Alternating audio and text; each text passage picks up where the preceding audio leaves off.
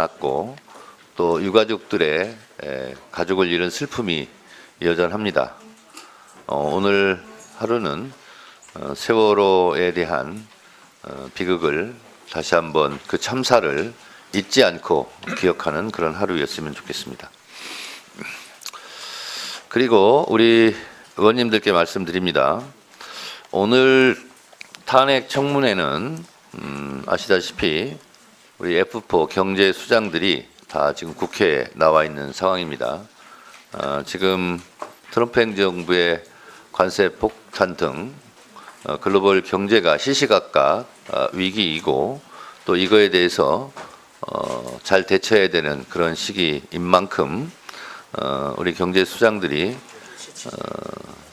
업무에 조금이라도 빨리 복귀하기 위해서라도 오늘 청문회는 가급적이면 빨리 진행하고 그리고 적어도 5시까지는 마무리하는 것으로 그렇게 했으면 좋겠습니다. 왜냐하면 청문보고서 채택을 6시까지 해야 되기 때문에 그렇습니다. 그래서 의원님들께서는 참조하셔서 회의를 원활하게 진행할 수 있도록 협조해 주시기 바랍니다. 오늘 회의는 우리 위원회가 지난 4월 9일 채택한 청문회 실시 계획서에 따라 개최되는 기획재정부 장관 최상목 탄핵 소추 사건 조사 청문회입니다. 피소추 대상자에 대하여는 위원 위법한 비상계엄 선포 행위에 가담하였고 국회에서 선출한 헌법재판관을 임명하지 않았으며 상설특검 후보자 추천 의뢰를 하지 않아 헌법과 법률을 위반했다는 사유로 국회에서 탄핵 소추안이 발의되었습니다. 우리 위원회는 국회법 제131조를 읽어드리겠습니다. 국회법 제131조 회부된 탄핵 소추 사건의 조사 1. 법제사법위원회가 제130조 제1항의 탄핵 소추안을 회부받았을 때는 지체 없이 조사 보고하여야 한다. 이 조항에 따라 이에 대한 조사를 실시하고 본회의에 보고를 해야 합니다. 따라서 오늘 청문회에서 이러한 탄핵 사유들에 대한 심도 있는 조사가 이루어지기를 기대합니다. 이것이 기획재정부 장관 최상목 탄핵 소추안 국회에서 의결된 건데요. 국민들의 알 권리 차원에서 잠시 탄핵 소추안 요지에 대해서 짤막하게 말씀드리도록 하겠습니다. 비소추자는 부총리 겸 기획재정부 장관으로서 비상계엄 선포와 같은 중대한 국법상 행위가 대한민국 경제에 미칠 악영향을 정확하게 파악할 수 있는 지위에 있다. 피소추자는 비상계엄의 위헌 위법성을 알 수 있음에도 불구하고 절차적, 실체적 하자가 있는 국무회의에 참석하여 비상계엄이 선포될 수 있도록 돕거나 묵인 또는 방조하였고 비상계엄이 국회의 권한에 관하여는 특별한 조치를 할 수 없음에도 불구하고 피소추자는 대통령으로부터 예비비 확보, 국회 운영비 차단, 국가 비상 입법기구 관련 예산 편성 등에 관한 대통령의 지시 문건을 건네받고 이를 하급자에게 다시 전달하는 방식으로 지시하였다. 피소추자의 이러한 행위는 직무집행과 관련하여 헌법과 법률을 정면으로 위반한 것으로 대통령과 국무총리에 의해 간접적으로 부여된 국민의 신임을 배반한 행위이자 헌법소유의 관점에서 용납될 수 없는 중대한 헌법 법률 위반 행위이다. 이것이 첫 번째 사유입니다.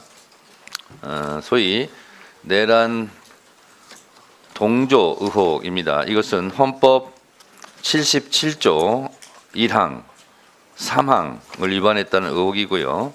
헌법 제7조 공무원은 국민 전체에 대한 봉사자이며 국민들에 책임진다. 헌법 제87조 국무위원은 국정에 관하여 대통령을 보좌하며 국무회의 구성원으로서 국정을 심의한다. 국가공무원법 제56조 성실 의무 모든 공무원은 법령을 준수하며 성실히 직무를 수행하여야 한다. 계엄법 제2조 비상계엄은 대통령이 전시 사변 또는 이에 준하는 국가 비상사태 시 적과 교전 상태에 있거나 사회질서가 극도로 교란되어 행정 및 사법 기능의 수행이 현저히 곤란한 경우에 군사상 필요에 따르거나 공공의 안정 질서를 유지하기 위해 선포한다는 조항. 형법 제87조 사망, 부하 수행하거나 단순히 폭동에만 관여한 자는 5년 이하의 징역이나 금고에 처한다.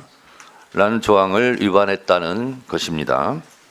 두 번째, 피소추자는 국회에서 선출한 마은혁 재판관과 대법관의 제청으로 국회의 동의를 얻은 마용주 대법관 후보자를 임명하지 아니하고 있다. 또한 헌법재판소가 2025년 2월 17일 국회에서 선출한 마은혁을 임명하지 아니한 부자기가 국회의 헌법상 또는 법률상 권한을 침해한다고 결정함에 따라 피소추자는 헌법재판소 결정에 기속되어 임명하여야 함에도 불구하고 이를 이행하지 않음으로써 헌법수호의 의무를 위반하고 법치주의를 훼손하였다 하는 점입니다.